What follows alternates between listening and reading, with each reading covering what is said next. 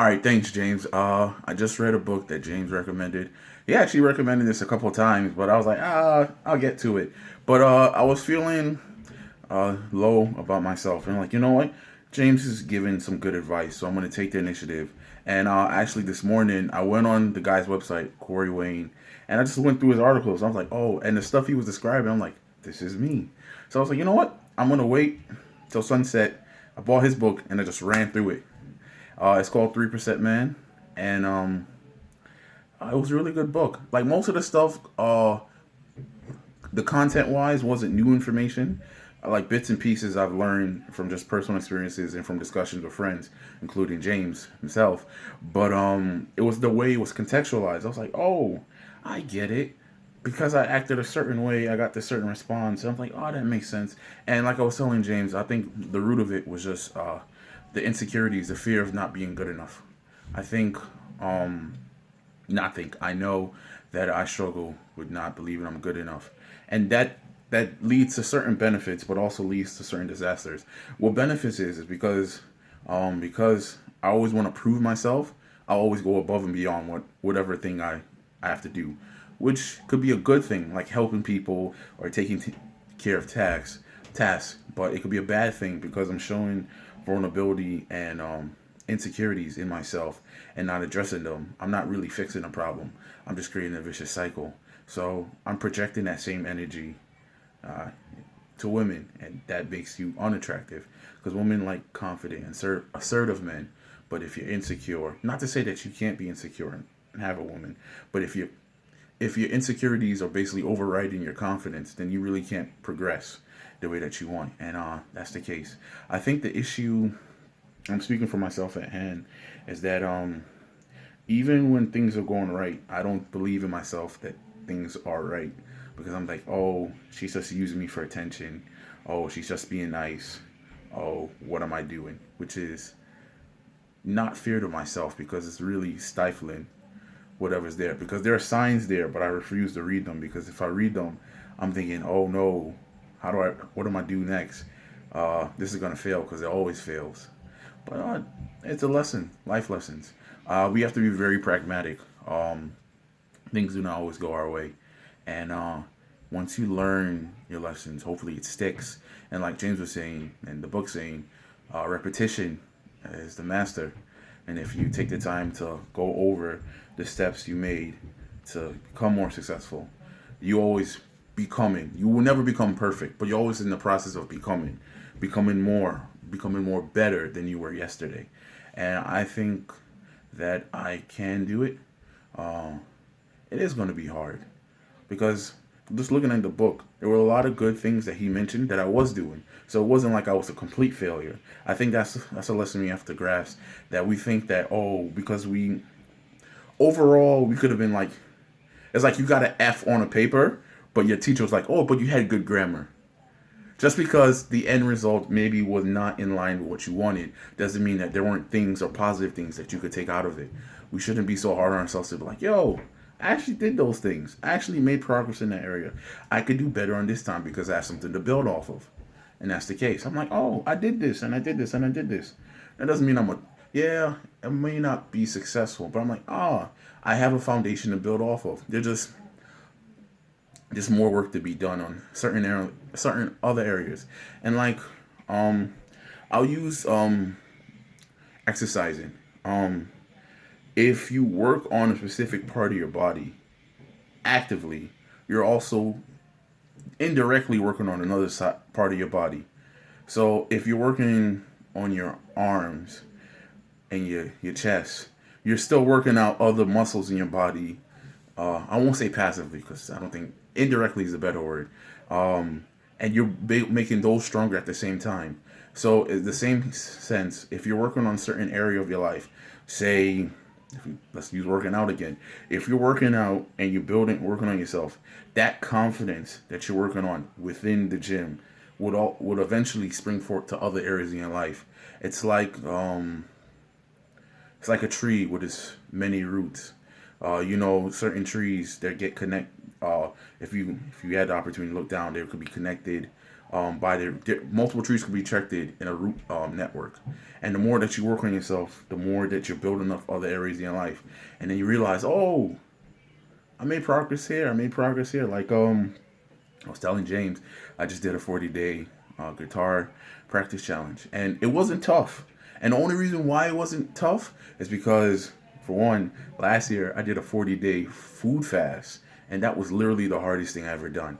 And I said to myself, if I could do this, I could do anything.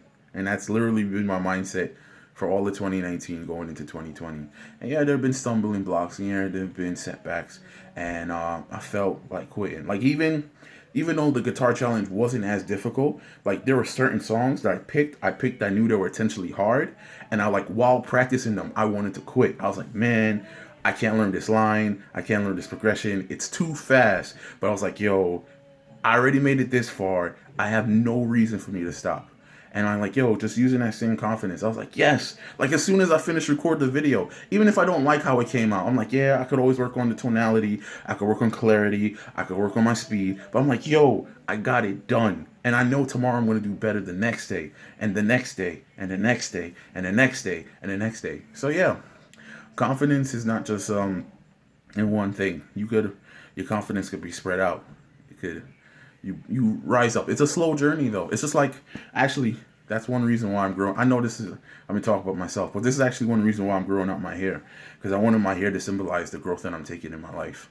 Just like hair grows slow, just like the progress we need to take in our lives to take slow. So I want the same progress that I'm making internally to be expressed externally. So I want to say I've made a lot of progress, not just today by reading a book, but every day, even if things don't go the way I want to. I know I could do better. I can do better, and that God is giving me worth and ability to go far. So even with all the setbacks, I feel fine, bro. Like I'm smiling. Like yo, I was like, no, honestly, last week, bro, I was sad. I was like legit sad. Like like, bro, not cool. But I'm like, yo, I could do it. It sucks. It really sucks. It does suck. I don't want to diminish it. It's okay to be frustrated. It's okay to be angry. In fact, I was actually watching today and actually all this week, I was watching a sermon series about how lament is worship. How we could give those very same things that we're frustrated about, our frustration, our sadness, our anger, our disappointment. We could give it to God and give it back to Him as worship. Just in the book of Psalms, David wrote a lot of laments. Remember, David had all his story is very interesting. He went from just being a simple shepherd boy to being anointed as king, to killing Goliath, to being the king's bearer, to be on a run from the same king who wants to kill him, and just keep going further and further. You know, David had a lot to be sad about, and yet he was okay with not just writing that stuff out and putting it to music, but also allowing other people to like, yo, I might be going through this, but God will bring me through. But even if He doesn't, God has still been faithful and just. So we could be okay to be sad. It's okay to be frustrated. It's okay to be confused, and God can accept that as worship. We can give it to Him. We don't have to be so shameful, like, oh my goodness, I have to be perfect before I go before God. I can mess up and know that God is willing and is able to hear me. So, and that's coming to God confidently, because God, if you want to think about it, Jesus Christ had to make Himself vulnerable. He had to make Himself naked, both literally and figuratively, in order to save us when dying on the cross. Like it was, the whole process is just shameful. And like we could come to God as shameful as we are because He came to us as shameful as He was.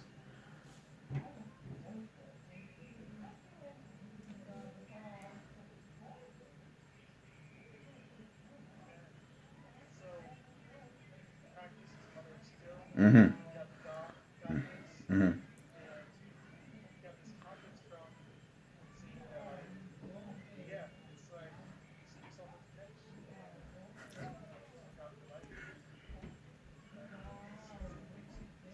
Mm-hmm. Yeah, that's right. And it will take time. Like I said, you're in the process of becoming who you were called to be. And if it can happen overnight, man, then what fun is the journey? Because part of the growth is the journey. So I'm excited. Uh, there's still things. like I said, the things to be worked out. But I'm like, yo, there's no reason for to let myself wallow in sadness. It's okay to be sad. But I'm like, yo, I've done better. I can do better, and I will do better, and I will continue to learn my lesson.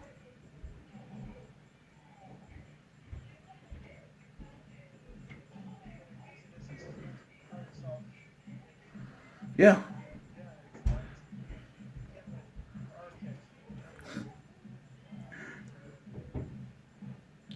All right. Is there anything else, James?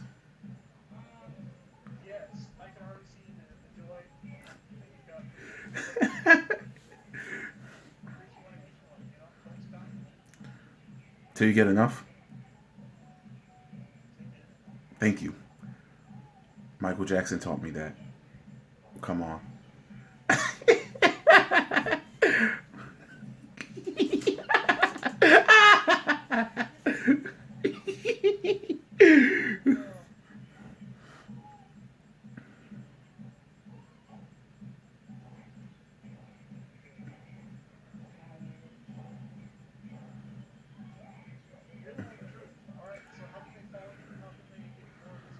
Oh. You can follow me on Instagram. JS Wallace 242. That's JSWALLACE 242.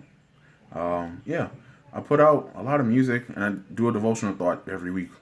That's about a minute. So I'm excited. Um, Mercy. I don't know. I don't know what's gonna happen next, but I want to be more centered. Because I have all the capabilities already inside me. Just be consistent and confident, and be assertive in who I am. So, and like you said, uh, don't just hold it to my don't just keep it to myself, but also share with others. Who need help. Yeah.